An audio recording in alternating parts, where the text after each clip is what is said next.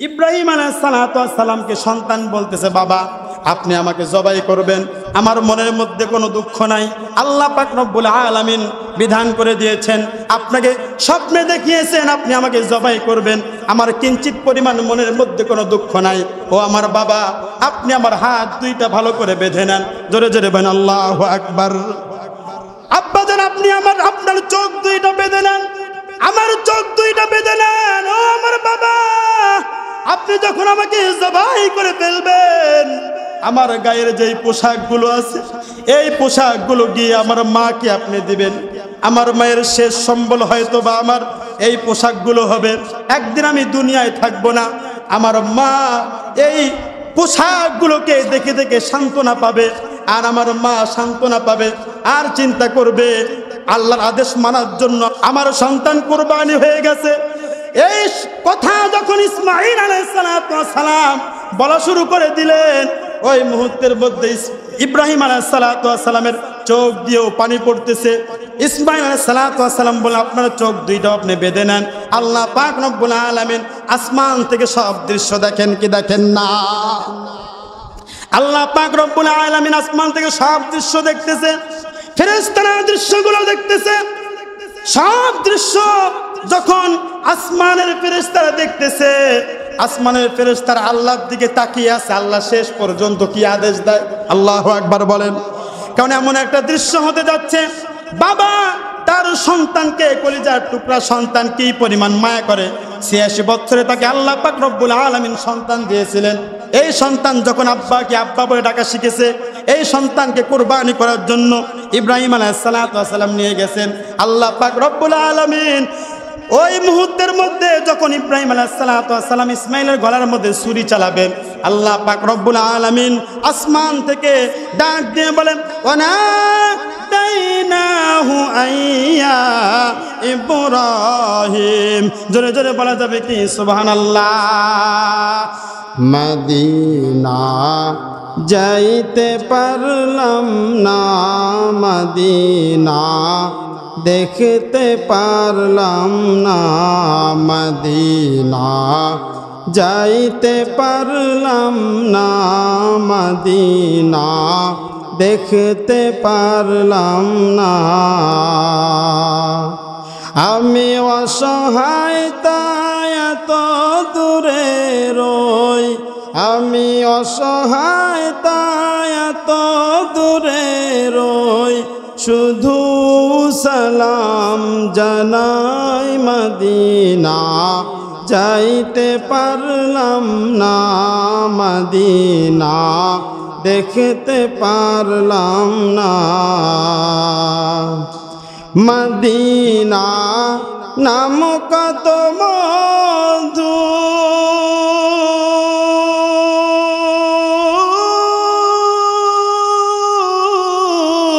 Medina আর যে কত দূর, মদিনা নাম কত মধু,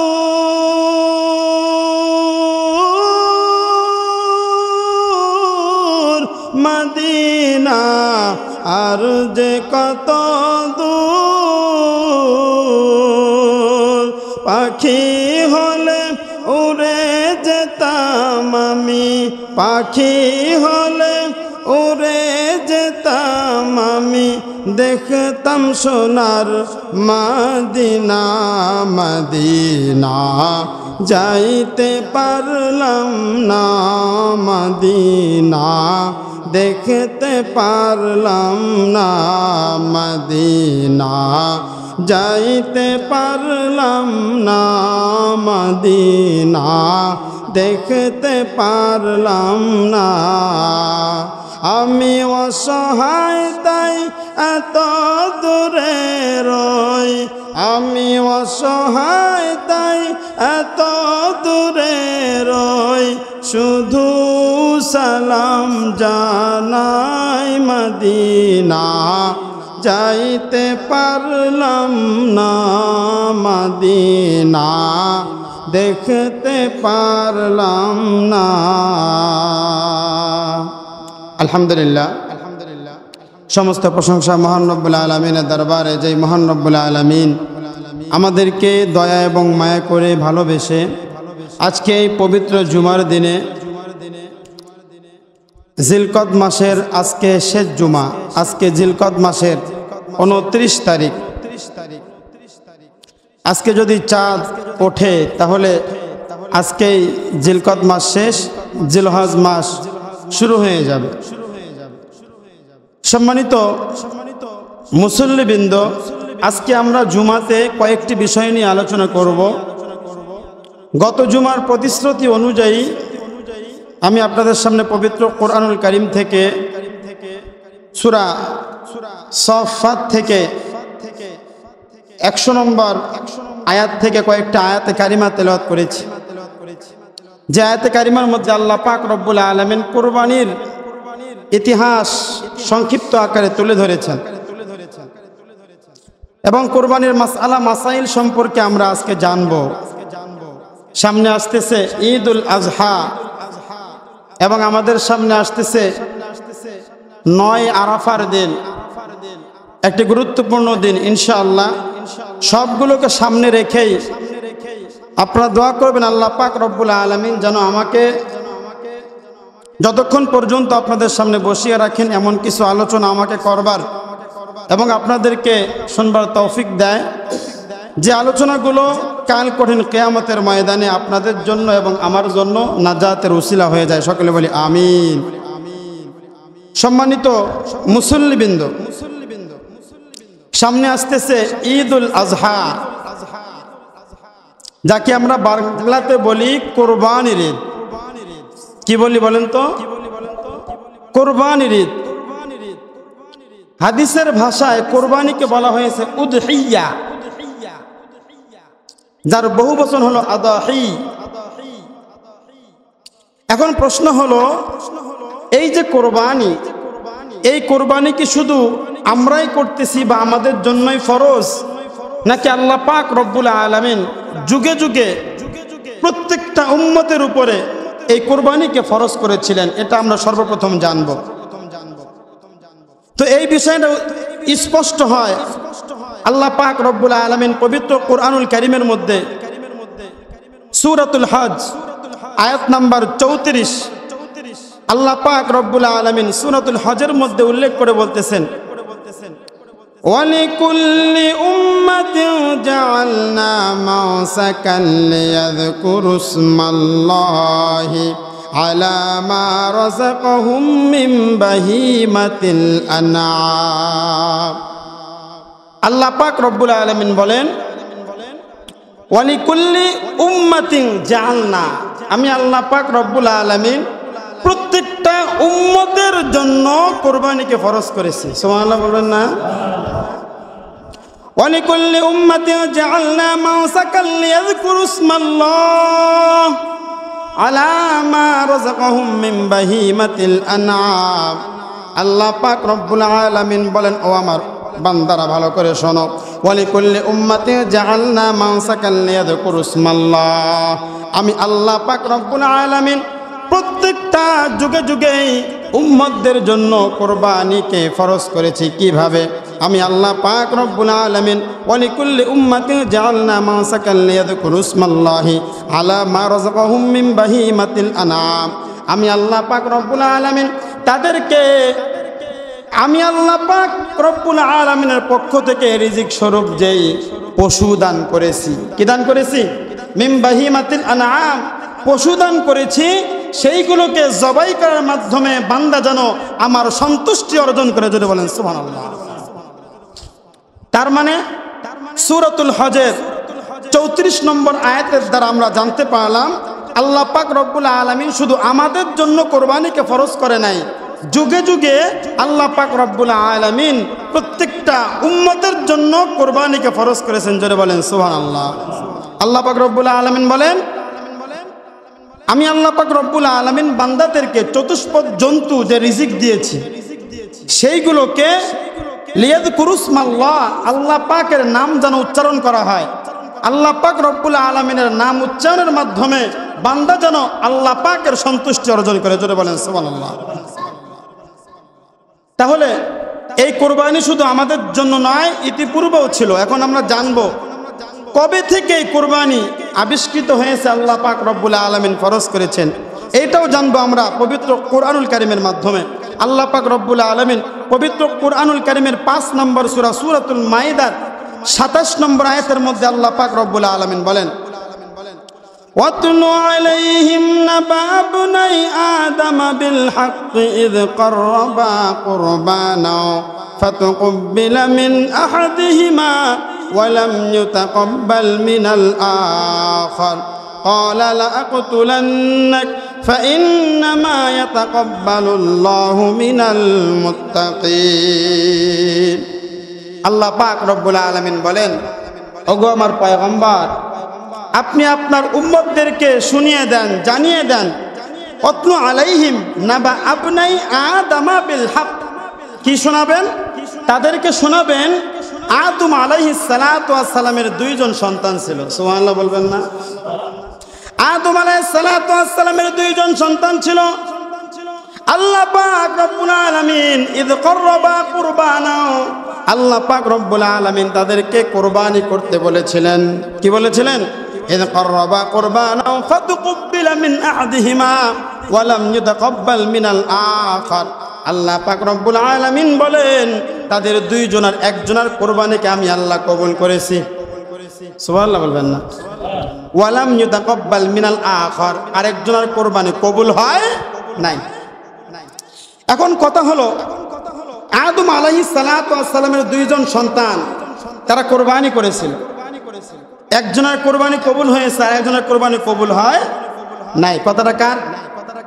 সূরাতুল মায়েদা পবিত্র কোরআনুল কারীমের 5 নম্বর সূরা 27 নম্বর আয়াতের মধ্যে আল্লাহ পাক রব্বুল আলামিন সুন্দর করে জানিয়ে দিয়েছে, আদম আলাইহিস সালাতু ওয়াস সালামের 2 জন সন্তান কুরবানি করেছিল। একজনের কুরবানি কবুল হয়েছে আর একজনের কুরবানি কবুল হয় নাই।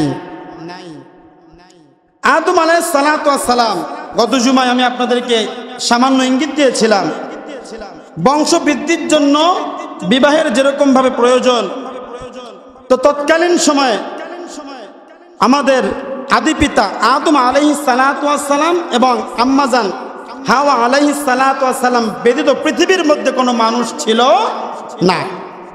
বংশ বৃদ্ধির জন্য আল্লাহ পাক রব্বুল আলামিন একসাথে ছেলে এবং মেয়ে আম্মাজান হাওয়া আলাইহিস সালাতু ওয়াস সালাম প্রসব করেন। অর্থাৎ একটা ছেলে একটা মেয়ে একসাথে জন্মগ্রহণ করে। আল্লাহ পাক রব্বুল আলামিন বিধান করে দিয়েছিলেন যে একসাথের যে জোড়া আছে ভাই বোন, তারা হলো আপন ভাই বোন, এবং পরবর্তী যে জোড়া আছে তারা হলো আপন ভাই বোন, এবং এই জোড়ার সাথে আরেক জোড়ার ছেলে আর মেয়ে, ছেলে আর মেয়ে। প্রথম যে জোড়া আছে একটা ছেলে একটা মেয়ে, দ্বিতীয়বার যে সন্তান হয়েছে এক ছেলে এক মেয়ে। আল্লাহ পাক রব্বুল আলামিন বিধান করে দিয়েছিলেন প্রথম যে সন্তান আছে তাদের ছেলের সাথে দ্বিতীয় যে মেয়ে তার বিবাহ হবে, এবং প্রথম যে মেয়ে আছে এর সাথে দ্বিতীয় যে ছেলে আছে তার বিবাহ হবে। বিধানটা ছিল কার? আল্লাহ পাক রব্বুল আলামিন বিধান করে দিয়েছিলেন। আদম আলাইহিস সালাতু ওয়াস সালামের সন্তান হাবিল, আরেকজনের নাম ছিল কাবিল।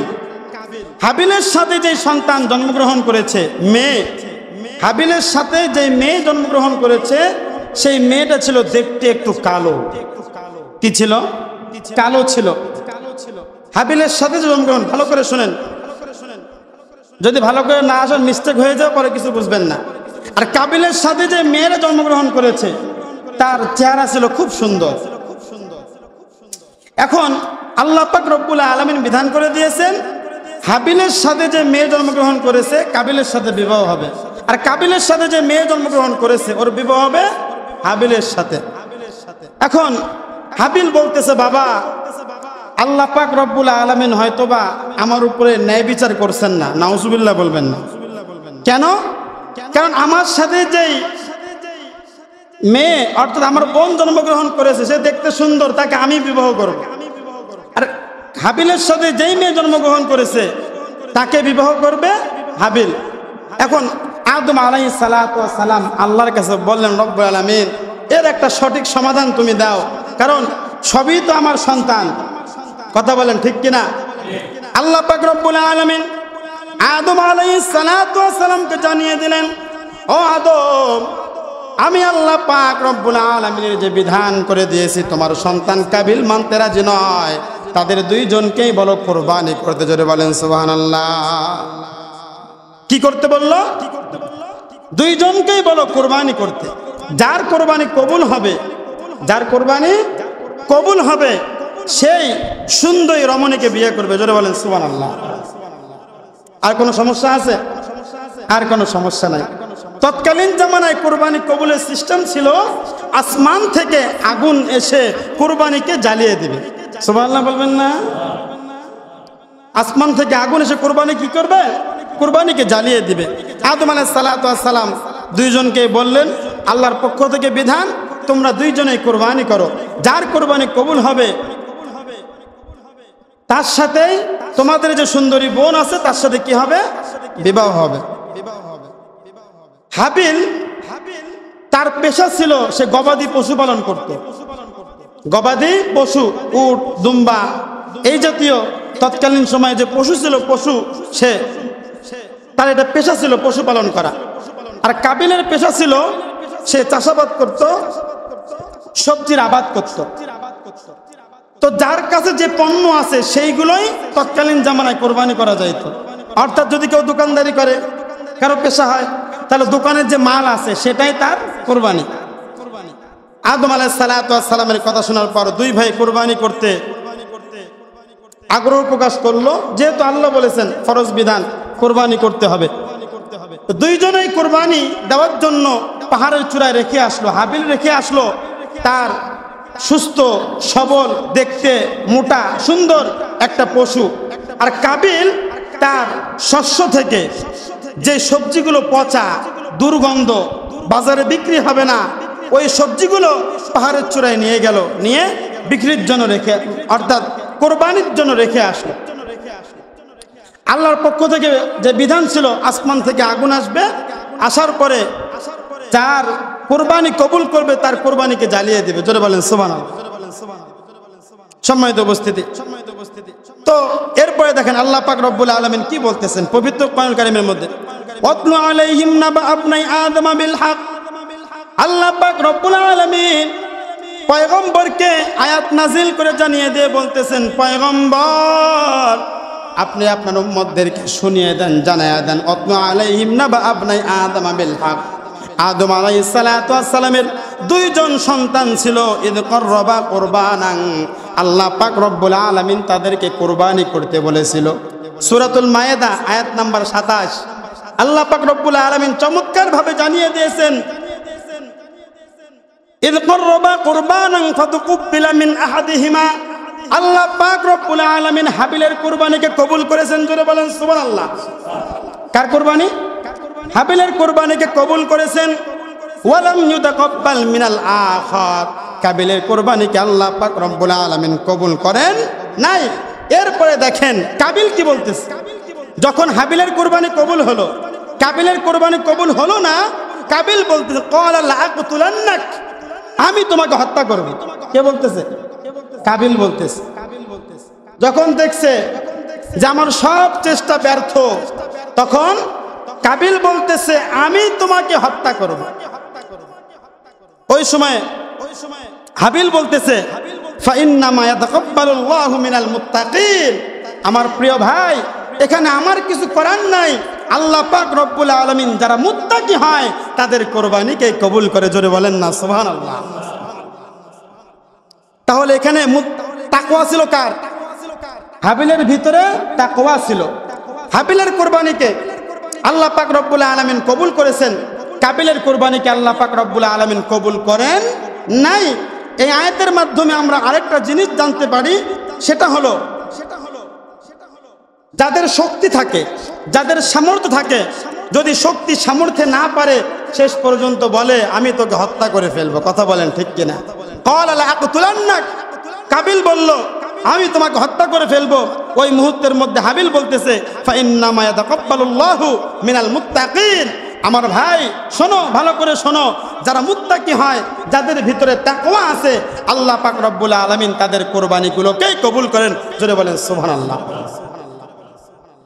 একটু চিন্তা করে দেখেন, আদম আলাইহিস সালাতু ওয়াস সালামের জামানায় যেরকম ভাবে আসমান থেকে আগুন এসে যার কোরবানি কবুল করবে তারটা জ্বালায়া দিবে, এরকম যদি হয়তো তাহলে দেখা যাইতো সমাজের মধ্যে কোরবানির দিনে অনেকের চোখ কপালে উঠে যাইতো। কথা বলেন ঠিক কিনা? কারণ যদি কেউ কোরবানি তাকওয়ার ভিত্তিতে না করে, কিসের ভিত্তিতে? তাকওয়ার ভিত্তিতে, অর্থাৎ লোক দেখানো কোরবানি আল্লাহ পাক রব্বুল আলামিন কবুল করেন না।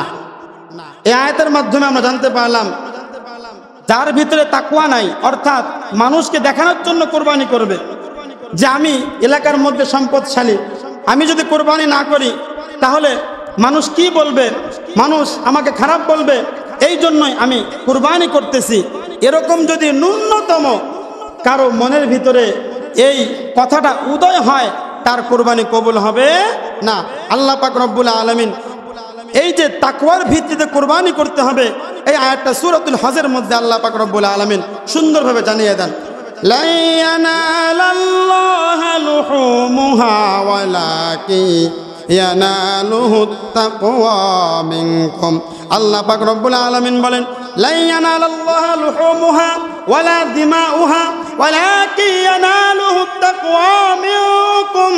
আল্লাহ পাক রব্বুল আলামিন জানিয়ে দেন, বান্দা ভালো করে শোনো, লা ইয়ানালাল্লাহু লুহুমুহা, কুরবানির দিনে যেই তোমাদের পশু, লা ইয়ানালাল্লাহু লুহুমুহা, পশুর যেই গোশত আছে এই গোশত আমি আল্লাহ পাক রব্বুল আলামিনের কাছে পৌঁছায় না। জোরে বলেন সুবহানাল্লাহ। আল্লাহ পাক রব্বুল আলামিন বলেন, পশুর গোশত আমার কাছে পৌঁছায় না, পশুর রক্ত আমি আল্লাহর কাছে পৌঁছায় না। তবে এখন আমাদের প্রশ্ন হলো, আমরা এত কষ্ট করে কোরবানি করব, পশুর রক্ত এবং গোশত যদি আল্লাহর কাছে না পৌঁছায় তাহলে কোরবানি করে লাভ কি? কথা বলেন ঠিক কিনা? আল্লাহ পাক রব্বুল আলামিন বলেন, বান্দা ওয়ালাকিন ইয়ানালুহুত তাকওয়া মিনকুম, ও বান্দা তুমি বান্দার তাকওয়া আমি আল্লাহর কাছে পৌঁছায় যায়। জোরে জোরে বলা যাবে কি সুবহানাল্লাহ? তাহলে যারা কোরবানির দিনে এই চিন্তা করে আমি সমাজের মধ্যে সবচাইতে বড় লোক, এলাকার সবচাইতে যদি বড় পশু আমি কোরবানি না করি এলাকার মানুষ আমাকে ছিছি করবে, তাহলে এরকম ভাবে যদি কেউ কোরবানি করে কোরবানি কি কবুল হবে? হবে? কবুল হবে? হবে না। তবে দুঃখের বিষয় হলো সত্যি যে কোরবানি একটি ইবাদত। কথা বলেন ঠিক কিনা? কোরবানি কি ইবাদত। কোরবানির যে পশু বাজারে ওঠে, এই কোরবানির পশুর আবার দেখা যায় অনেকে নামকরণ করে বিক্রি করে, আছে কি নাই? আছে না? গত পরশুদিন পত্রিকায় দেখলাম, সেটা হলো আপনার পশুর নাম রেখে দিয়েছে জায়েদ খান। কি রাখছে? অর্থাৎ নায়ক নায়িকা তাদের নাম অনুকরণ করে পশুর নাম রাখছে। বিষয়টা কি খুব সুন্দর নাকি? কথা বলেন না কেন?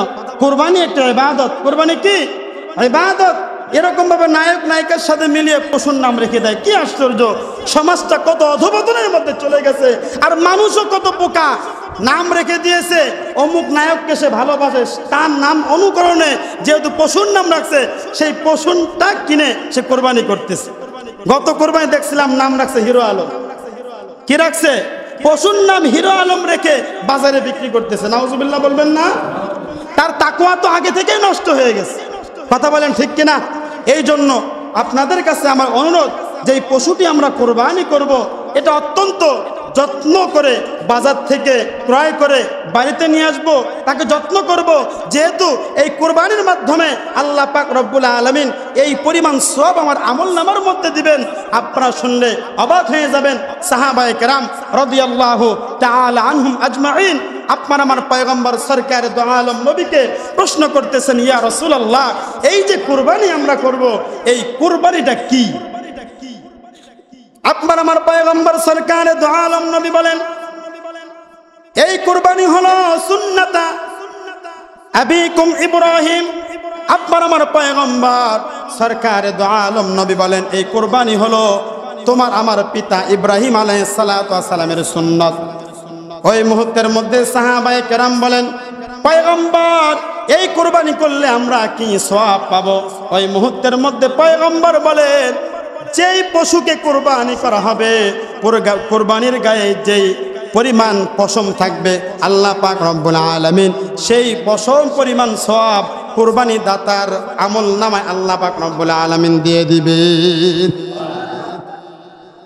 তাহলে এই যে এত বড় সওয়াবের আমরা অংশীদার হব, এজন্য যারা কোরবানি করব আমাদের ভিতরে তাকওয়া থাকবে ইনশাআল্লাহ। সম্মানিত উপস্থিতি, আদম আলাইহিস সালাতু ওয়াস সালামের কোরবানি চলে গেল। এখন এই যে কোরবানি আমরা করব, এই কোরবানি হলো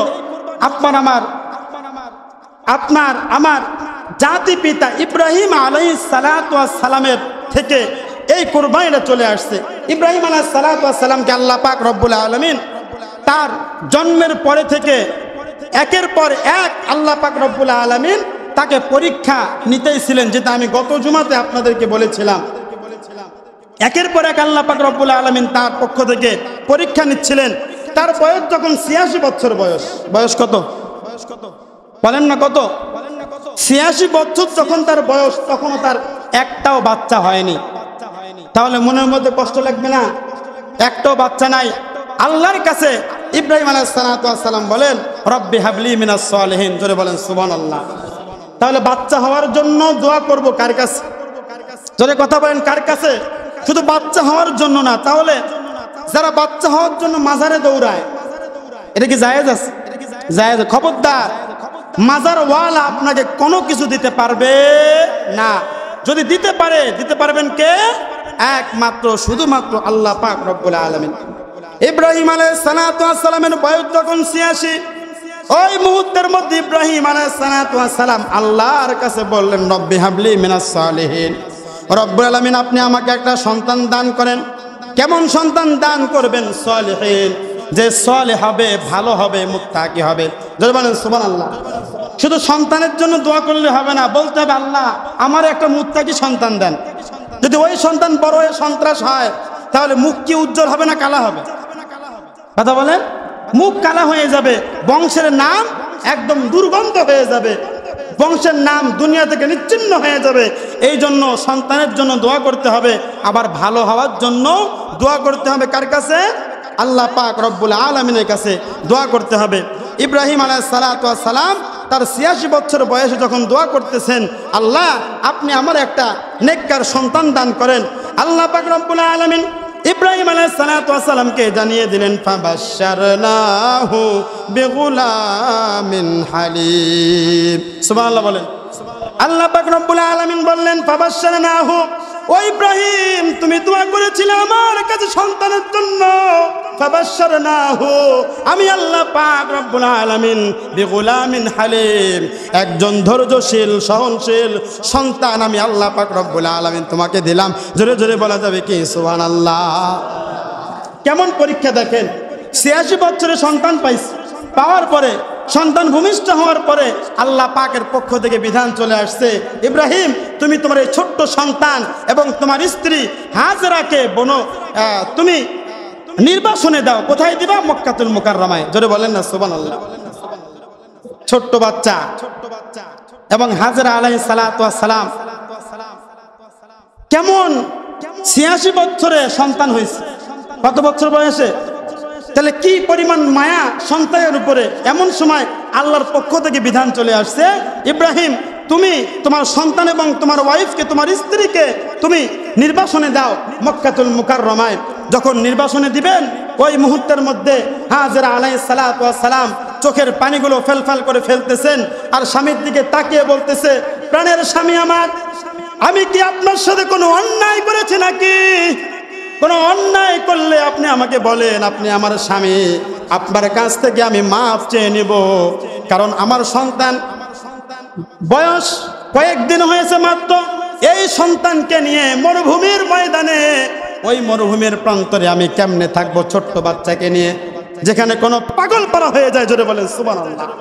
আল্লাহ পাক রব্বুল আলামিন বলেন, ইন্নাস সাফা ওয়াল মারওয়াতা মিন শাআইরিল্লাহ। আল্লাহ পাক রব্বুল আলামিন বলেন, ওই জায়গাকে আমি আল্লাহ পাক রব্বুল আলামিন এমন করে দিয়েছি, সাফা এবং মারওয়া ওই জায়গার মধ্যে আছে। যখন ছোট্ট ইসমাইল ছোট ছিল, পানি আনার জন্য হাজেরা আলাইহিস সালাতু ওয়াস সালাম একবার সাফা পাহাড়ে দৌড় দেয়, একবার মারওয়া পাহাড়ে দৌড় দেয়। দৌড় দিয়েছিল 7 বার। কয়বার? 7 বার দৌড় দিয়েছিল। আল্লাহ পাক রব্বুল আলামিন হাজী সাহেবদের জন্য সাফা এবং মারওয়ায় 7 বার দৌড়াদৌড়ি করা ওয়াজিব করে দিয়েছেন। জোরে বলেন সুবহানাল্লাহ। কয়বার? 7 বার। সাফা এবং মারওয়ায় 7 বার দৌড়াদৌড়ি না করলে হজে হবে না। আল্লাহু আকবার বলবেন না? কতটা কুরবান করেছিলেন হাজরা এবং ইসমাইল এবং ইব্রাহিম আলাইহিস সালাতু ওয়াস সালাম। যখন হাজরা আলাইহিস সালাতু ওয়াস সালাম চোখের পানি ফেলতেছেন, প্রাণের স্বামী আমার, আমি কোনো অন্যায় করলে আপনি আমাকে বলেন, আমি আপনার কাছ থেকে মাপ চেয়ে নিব। ইব্রাহিম আলাইহিস সালাতু ওয়াস সালাম আসমানের দিকে তাকান, তাকিয়ে তাকিয়ে তিনিও ক্রন্দন করতেছেন আর আঙ্গুলটা ইশারা করে বলতেছেন, হাজরা, এটা আমার ইচ্ছায় নয়, এটা হলো যিনি আমাদের সন্তান দিয়েছেন সেই মালিকের ইচ্ছায়। জোরে বলেন সুবহানাল্লাহ। হাজরা আলাইহিস সালাতু ওয়াস সালাম ইসমাইল আলাইহিস সালাতু ওয়াস সালামকে নিয়ে চলে গেছেন। ওখানে যাওয়ার পরে পানির ব্যবস্থা নাই, খাবারের ব্যবস্থা নাই, অনেক লম্বা ইতিহাস। সেই দিকে ইতিহাস টানতে গেলে আমার আসল উদ্দেশ্য শেষ হয়ে যাবে, আলোচনা শেষ করতে পারবো না। ওখানে যাওয়ার পরে আল্লাহ পাক রব্বুল আলামিন সব কিছুর ব্যবস্থা করে দিয়েছেন। এই ছোট্ট বাচ্চা যখন একটু বড় হয়েছে, আব্বাকে আব্বা বলে ডাকতে পারে, মাকে মা বলে ডাকতে পারে, ওই মুহূর্তের মধ্যে আল্লাহ পাক রব্বুল আলামিন বলতেছেন, ইব্রাহিম, তুমি তোমার প্রিয় বস্তু, তোমার সন্তানকে আমার জন্য কোরবানি করো। সুবহানাল্লাহ বলবেন না? কি পরিমাণ ত্যাগ ইব্রাহিম আলাইহিস সালাতু ওয়াস সালামের। একটু চিন্তা করে দেখেন, জন্মের পরে তার জন্ম হয়েছে একজন বেঈমানের ঘরে, অর্থাৎ মূর্তি পূজকের ঘরে তার জন্ম হয়েছে। জন্মের পর থেকেই পরীক্ষা শুরু। মূর্তি যখন ভাঙলেন, ভাঙার পরে ইব্রাহিম তাকে কোথায় দিলেন? নমরুদকে। নমরুদ ইব্রাহিম আলাইহিস সালাতু ওয়াস সালামকে অগ্নিকুণ্ডের মধ্যে নিক্ষেপ করলেন, সেখানে পরীক্ষায় পাশ করলেন, বড় হলেন, বিবাহ করলেন, সন্তান হয় না। তারপরে 86 বছরে সন্তান পাইলেন। সন্তান পাওয়ার পরে আবার বনবাসে দেওয়া লাগলো মক্কাতুল মুকাররমাতে। সেখানে নির্বাসনে থাকার পরে ওই ছোট্ট সন্তান যখন কথা বলা শিখলো। আচ্ছা, বাচ্চারা যখন আব্বাকে আব্বা বলে ডাকতে পারে, মাকে মা বলে ডাকে, আচ্ছা বলেন তো কি পরিমাণ মায়া লাগে? এখানে বাবা আছেন, কে কে হাত তোলেন তো? আমি একজন বাবা। বাবা কে কে? বাবা, সন্তান আছে? খবরদার যারা অবিবাহিত তারা আবার হাত তোলেন না। দেখেন, যখন সন্তান বাবাকে বাবা বলে ডাক দেয়, একদম অন্তরটা একদম জুড়িয়ে যায়। যখন বাবাকে বাবা বলে ডাকা শিখলো, ওই মুহূর্তের মধ্যে আল্লাহ পাক রব্বুল আলামিন বলে দিলেন, ইব্রাহিম, তুমি তোমার প্রিয় বস্তুকে কুরবানি করো, অর্থাৎ তুমি তোমার সন্তানকে আমি আল্লাহর জন্য কুরবানি করো। আল্লাহ পাক রব্বুল আলামিন পবিত্র কোরআনুল কারীমের মধ্যে বলেন, ফালাম্মা বালাগা মাআহু সা'য়া ক্বালা ইয়া বুনাইয়া ইন্নী আরা ফিল মানাম। জোরে জোরে বলেন সুবহানাল্লাহ। আল্লাহ পাক রব্বুল আলামিন বলেন, ইব্রাহিম আলাইহিস সালাতু ওয়াস সালামের সন্তান ইসমাঈল যখন চলাফেরা করার উপযুক্ত হলো, বাবাকে বাবা বলে যখন বলা শিখলো, মাকে মা বলা শিখলো, ফালাম্মা বালাগা মাহু সা'য়া ক্বালা ইয়া বুনাইয়া ইন্নী আরা ফিল মানাম। আল্লাহ পাক রব্বুল আলামিন তাকে যখন তার সন্তানকে কুরবানি করতে বললেন, ইব্রাহিম আলাইহিস সালাতু ওয়াস সালাম তার সন্তানকে গিয়ে বলতেছেন, ওই সন্তান শুধুমাত্র কেবলমাত্র কথা বলতে পারে, আব্বাকে আব্বা বলে ডাকতে পারে, মাকে মা বলে ডাকতে পারে। ওই মুহূর্তের মধ্যে ইব্রাহিম আলাইহিস সালাতু ওয়াস সালাম তার সন্তানকে বলতেছেন, আন্নী আযবাহুকা ফাউদুর মাযা তারা। ও আমার সন্তান, ও ইসমাঈল, আমার কলিজার টুকরা, আমার বুকের ধন, আমার চোখের মণি, আমি তোমাকে দেখলাম স্বপ্নের মধ্যে, আমি তোমাকে কোরবানি করতেছি। দেখেন সন্তানের রিঅ্যাকশনটা কেমন। আল্লাহ পাক রব্বুল আলামিন কিন্তু বলেছেন, ফাবাশশারনাহু বিগুলামিন হালিম। আল্লাহ পাক রব্বুল আলামিন বলেছিলেন, ও ইব্রাহিম, আমি আল্লাহ পাক রব্বুল আলামিন তোমাকে সন্তান দিয়েছি, সেই সন্তান হলো সহনশীল সন্তান, ধৈর্যশীল সন্তান। জোরে বলা যাবে কি সুবহানাল্লাহ? সন্তানকে যখন বলল, সন্তান সামান্য পরিমাণ বিচলিত হয় নাই। সন্তান জানে আমার আব্বা হলো নবী। জোরে বলেন সুবহানাল্লাহ। ওই ছোট্ট সন্তান তার বাবাকে বলতেছে, ক্বালা ইয়া আবাতি ফাআল মা তুমার। ও আমার বাবা, আপনি যদি স্বপ্নের মধ্যে দেখে থাকেন আমি ইসমাঈলকে জবাই করতেছেন, নবীদের স্বপ্ন কখনো নবীদের স্বপ্ন কখনো মিথ্যা হয় না। ও আমার বাবা, আলায়া আবাতি ফাআল মা তুমার, আপনি স্বপ্নের ভিতরে যা দেখেছেন আপনি তাই আমার সাথে করেন। জোরে জোরে বলেন সুবহানাল্লাহ। এরপরে সন্তান বলতেছে সাতাজিদুনি ইনশাআল্লাহু মিনাস সাবিরিন। ও আমার বাবা, আপনি চিন্তা করতেছেন আমি ইসমাইলকে যখন আপনি জবাই করবেন আমি ছটফট করব, আমি আপনাকে জবাই করতে দেব না। না না না, এমনটা হবে না। আমার পূর্বে যারা আল্লাহকে বিশ্বাস করেছে, ধৈর্যশীল যারা দুনিয়া থেকে চলে গিয়েছে, আমি ইসমাইলকে আপনি ওই ধৈর্যশীলদের মধ্য থেকে পাবেন। জোরে জোরে বলা যাবে কি সুবহানাল্লাহ। কি পরিমাণ ত্যাগ দেখেন আমার ভাইরা, আমার বন্ধুর। ঘটনা অনেক লম্বা। এরপরে আমি শুধু কোরআন থেকে তাফসীর করতেছি, ভালো করে শুনেন।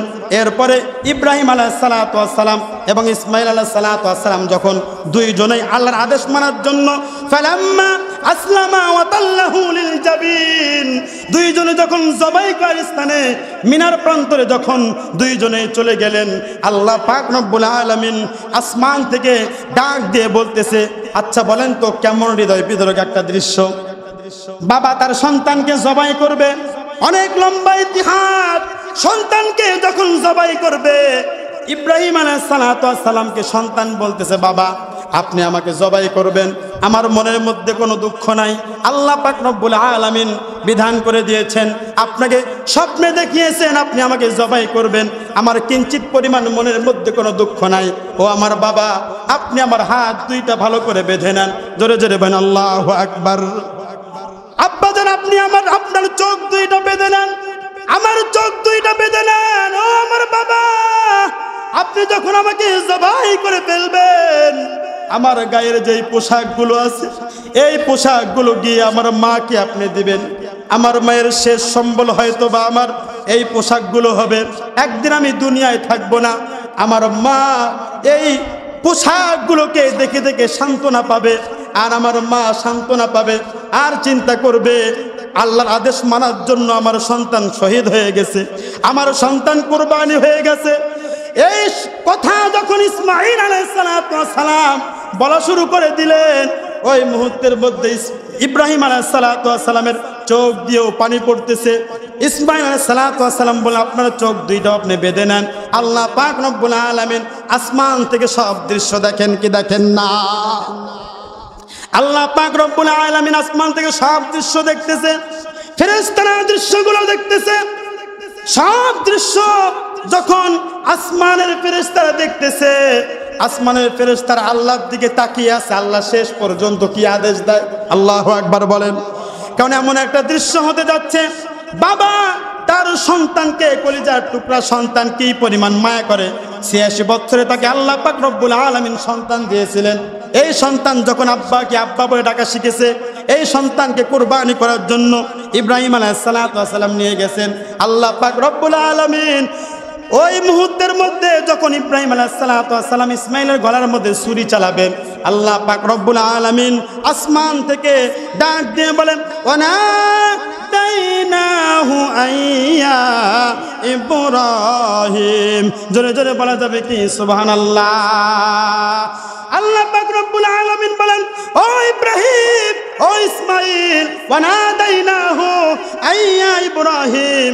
ও ইব্রাহিম তুমি থামো, আমার উদ্দেশ্য তোমার সন্তানকে কুরবানি করা নয়। ও ইব্রাহিম ভালো করে শোনো, আমার উদ্দেশ্য হলো তোমার প্রিয় আমি আল্লাহ বেশি না তোমার সন্তান বেশি। জোরে জোরে বলা যাবে কি সুবহানাল্লাহ। আল্লাহ পাক রব্বুল আলামিন বলেন, কদ সাদ্দাকতার রুইয়া। সুবহানাল্লাহ বলবেন না? কদ সাদ্দাকতার রুইয়া। ও ইব্রাহিম তুমি তোমার স্বপ্নকে বাস্তবায়ন করেছো। সুবহানাল্লাহ বলেন। স্বপ্নকে কি করেছো? বাস্তবায়ন করেছো। ইন্না কাযালিকা নাজিল মুহসিনিন। নিশ্চয় ইন্না কাযালিকা নাজিল মুহসিনিন, নিশ্চয় এরকম ভাবে যেরকম ভাবে ইতিপূর্বে আমি আল্লাহ পাক রব্বুল আলামিন আমার প্রিয় বান্দাদেরকে পুরস্কৃত করতাম। ইন্নাহাদা লাহুয়াল বালাউল মুবিন। আল্লাহ পাক রব্বুল আলামিন ইব্রাহিম আলাইহিস সালামকে ডাক দিয়ে বলেন, ইব্রাহিম তুমি তোমার পরীক্ষায় পাশ করেছো। জোরে জোরে বলেন সুবহানাল্লাহ। কুরবানির ইতিহাস কোথায় যে কুরবানি আসছে, সংক্ষিপ্ত সময়ে আমি আপনাদেরকে যতটুকু বললাম আশা করি আপনারা বুঝতে পারছেন। এই কুরবানি শুধু আমাদের জন্য নয়, কোথা থেকে আসছে? আমাদের আদি পিতা আদম আলাইহিস সালাতু ওয়াস সালামের যুগ থেকে চলে আসছে। যে আয়াত কারিমা আমি আপনাদেরকে সূরাতুল মায়েদার 27 নম্বর আয়াতে আপনাদেরকে শুনিয়ে দিয়েছি হাবিল এবং কাবিলের মাধ্যমে। এবং আমাদের যে কুরবানি আমরা করি এটা কার সুন্নত? ইব্রাহিম আলাইহিস সালাতু ওয়াস সালামের সুন্নত। সম্মানিত উপস্থিতি, এই কুরবানি সংক্রান্ত অনেক মাসআলা আছে। সেটা হলো কি পরিমাণ সম্পদ থাকলে কুরবানি ওয়াজিব হবে, আর কার কার উপরে কুরবানি ওয়াজিব, এটা ইনশাআল্লাহ আমরা সামনের জুমাতে আলোচনা করব। তবে সামনে কয়েকটি আমল আসতেছে আমাদের সামনে আসতেছে 9 আরাফা, একটি গুরুত্বপূর্ণ দিন। হাদিস শরীফের মধ্যে আসছে যদি কোনো ব্যক্তি 9 আরাফা, কয় আরাফা? 9 আরাফা। আজকে জিলকদ মাসের 29 তারিখ। কত তারিখ? 29 তারিখ। যদি আজকে চাঁদ ওঠে আগামীকালকে 1 তারিখ হবে জিলহজ মাসের, তো ওই অনুযায়ী ঈদের আগের দিন আর কি 10 জিলহজ ঈদ, 9 জিলহজ আর আরাফার দিন যদি কোনো ব্যক্তি রোজা রাখে, আল্লাহ পাক রব্বুল আলামিন তার সামনের 1 বছরের গুনাহ পিছনের 1 বছরের গুনাহ মাফ করে দিবে। সুবহানাল্লাহ। আওয়াজ আরো জোরে হবে তো? 1 বছর কম মনে করছেন? 1 বছরের গুনাহ আল্লাহ পাক রব্বুল আলামিন বান্দার মাফ করে দিবেন। আরেকটি আমল, সেটা হলো যারা আমরা কোরবানি করব, আজকে যেহেতু এখনো সময় আছে, যারা কোরবানি করবে, হাদিস শরীফের মধ্যে আসছে রাসূল করিম সাল্লাল্লাহু আলাইহি সাল্লাম বলেছেন যারা কোরবানি করবে তারা যেন 29-এ অর্থাৎ জিলহজ মাসের আগের দিনে নখ, দাড়ি, গোঁফ এবং যে শরীরের অবাঞ্ছিত লোমগুলো আছে সেইগুলোকে কেটে নেয়। এই 10 দিনের ভিতরে তারা যেন তাদের এই পশমগুলোকে, নখ, গোঁফ এবং অবাঞ্ছিত পশমগুলোকে না কাটে। কে বলেছেন? রাসূল করিম সাল্লাল্লাহু আলাইহি ওয়াসাল্লাম। তারা কাটবে কখন?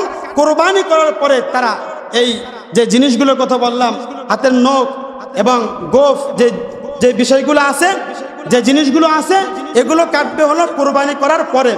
আরেকটা হাদিস আছে, সেটা হলো যদি কোনো ব্যক্তি কোরবানি করার সামর্থ্য